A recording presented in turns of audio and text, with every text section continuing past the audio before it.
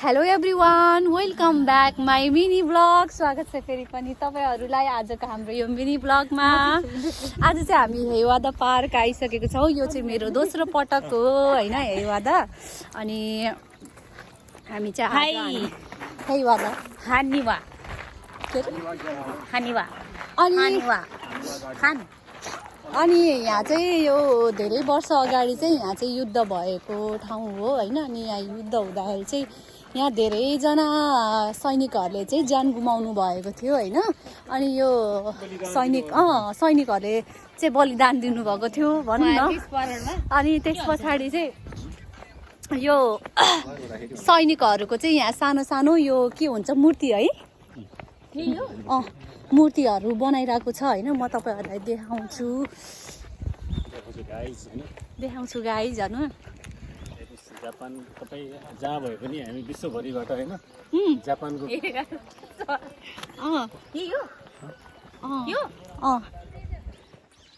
सैनिक नि हुन्थ्यो।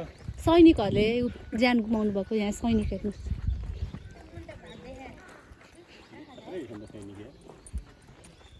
जमाना गयो अहिले चाहिँ 1945 भयो। यहाँ हेर्नुहोस्, यहाँ हेर्नु न जङ्गल यता हेर्नु न। मैले चाहिँ राखेको पिचास नाम के पिचास होइन, मैले नाम राखेको चाहिँ पिचास जस्तो छ नि त यहाँ।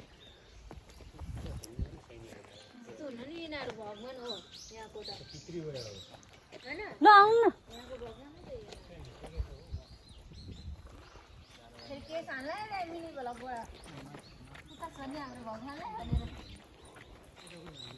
यता आउनु न, त्यहाँ होइन, यताबाट एक राउन्ड लगाउने हो। यता आउनु न,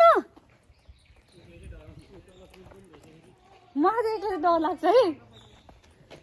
ग्याङहरू लास्टै होइन रातभरि काम गरेर बिहान आएका रहेछन्।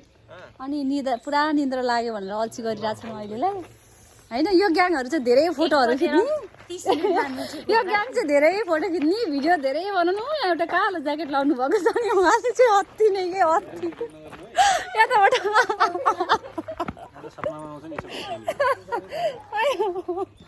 अति नै के